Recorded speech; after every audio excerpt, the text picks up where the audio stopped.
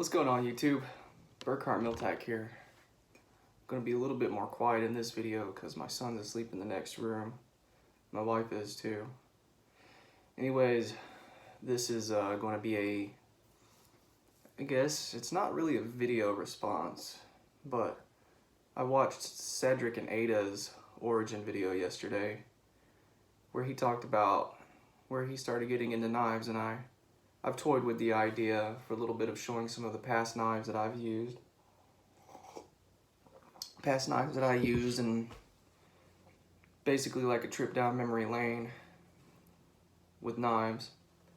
But so it's sort of like a video response, I guess, or reply, but not quite. But anyways, so I'm going to do this in installments. I'm not going to do all one long video like he did. That was 43 minutes, I think, if I remember correctly. I'll touch over briefly just a couple of knives on this video because I'll get in depth in a little bit on when I actually really started getting into knives back in, I don't know, it was like 2011, 2010, and it really took off in 2012, around the same time he started getting into knives more and more. But this is my very first knife right here. I was a kid, found it in Dad's garage. I wanted it. He let me have it. Mom didn't know. Just a very, very cheap thing. I mean, I don't know where the tang is. The duct tape is on here because I bent the blade and I tried hammering it with a standard claw hammer to get it straight again, and apparently the whole handle's plastic. Even this right here, it looks like metal. That's just plastic, so it broke. That's my very first knife. I would sharpen pencils and stuff with it. I still got pencil marks on it. That's pretty cool. I would sharpen pencils before school with it and stuff. And then my next one, I also found in the garage, very cheap. It's got little shotgun shell, shot shell holders in it. Anyways, this one's actually a carbon steel, but it's still a really cheap knife. I have no idea what it is, what brand it is. It's carbon steel though. It's pitted and it's rusted a little bit. And this one was probably 2, 3, 4 years after that first knife I just showed you. And you see where the tang is in it. And it's got a little bit of play. I mean, it twists. I don't know if you could see that.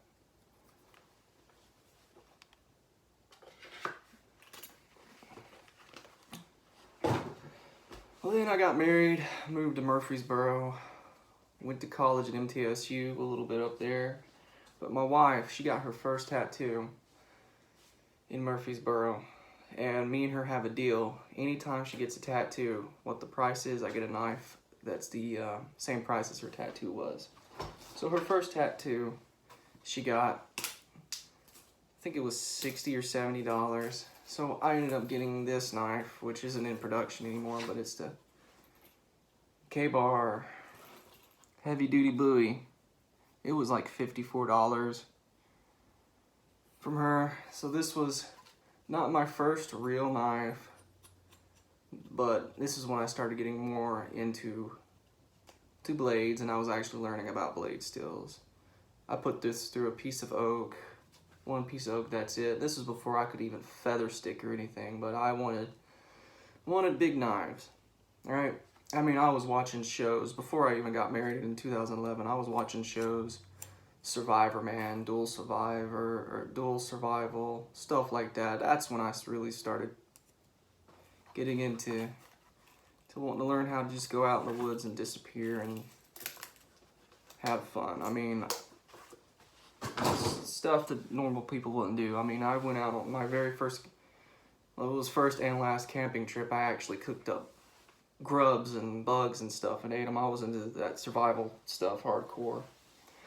And of course, back in high school, I don't know, maybe 2007, 2008, that's when Dad got me my first real knife, which is the Ka-Bar fighting knife.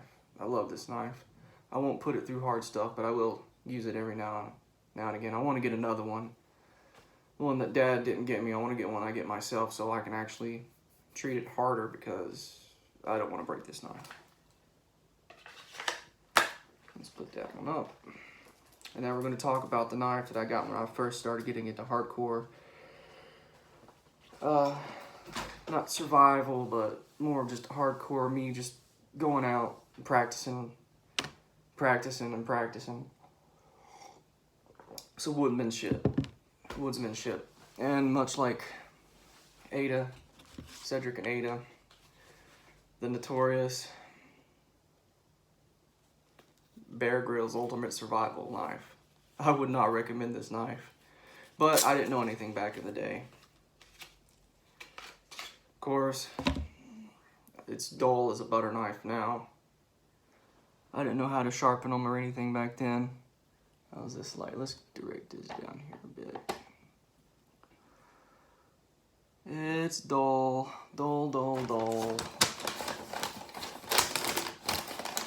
Got a makeshift theater gel on that. And whatever. Screw it. Get that out of frame. Well, bear with me. I don't have the money to just get good stuff. Anyways. And it has some use on it. I didn't know how to feather stick when I had this thing, but the teeth, the serrations, let me see if I can focus it. The serrations on it would make good feathers. I didn't put this through any hardwood. The area I got to play around in, I lucked out. An apartment complex had a little wooded area that you could go behind. And it was a pretty good wooded area. I mean, it wasn't too big. It was maybe an acre or so. But it had a little fire pit in there with rocks and stuff, and people would actually go out there with tents sometimes. But a majority of my learning came from batoning down pine. It was all pine trees. That's where I actually learned to make my first fire. It was in there. It was all pine needles, pines. But of course, this little thing came with a little fire steel. I mean, it was part of the gimmick to it. Came with a fire steel. Came with a built-in sharpener. I can honestly say I never took this out in the woods with me for real though, which I'm glad, because this thing probably wouldn't survive very hard use. But it's a hollow grind, so it's really slicey once you get it sharp, but it's dull as a butter knife now. But this is a knife that I started learning how to baton with, or making feather sticks, and I could not make no feather sticks back then. None whatsoever. I wouldn't even recommend this knife to my old self back when I was getting into it. I just bought into the hype, and I liked Bear Grylls' show. I forget what it was called. Man vs. Wild, I think is what it was. But that's when I really caught the knife craze. The knife, you know. And like Cedric and Ada said, that you really only had on YouTube your tactical knives channels, your bushcraft knife channels, and then your survival knife channels. There wasn't really intertwined. I mean, I was watching Nothing Fancy. I think I just got most of my stuff from him. I don't really remember. Oh no, Fun in the Woods with Dave. Really Big Monkey One. He was another channel where I learned a lot from, and he would focus on knives sometimes, you know. But I went through a phase where I just wanted to go from the larger styles of like this, which this doesn't have any dirt time. I did take it out there in the complex and use it, but it doesn't have any out in the actual woods time. But I broke away from that, and pretty much the next 1, 2, 3, 4, maybe 5 knives after this, it's pretty much this size. But I wouldn't recommend this to my old self, my 2012 self. There's far better things you can get now for the same price. I think this was 40 to mid 40s at Walmart after tax. Excuse me. Mid 40s after tax. And right now, for that price, I could get something made out of a high carbon steel for that price and be just more durable. A full exposed tang, true tang. Yeah, this is the knife that started it all. I mean, it was a comfortable grip. Still real comfortable. I mean, it would create hot spots, but what did I know back then? It's a comfortable grip. Just a gimmicky knife, but it got me because I didn't know anything back then. What would I recommend to myself back then, given the knowledge I have now? Well, full, I would have probably went with a Condor. I don't know if they made I don't know if Condor made the bushcraft-like knives back in 2012. I don't remember hearing anything about them. But if they did, a Condor, maybe like Pterosaur,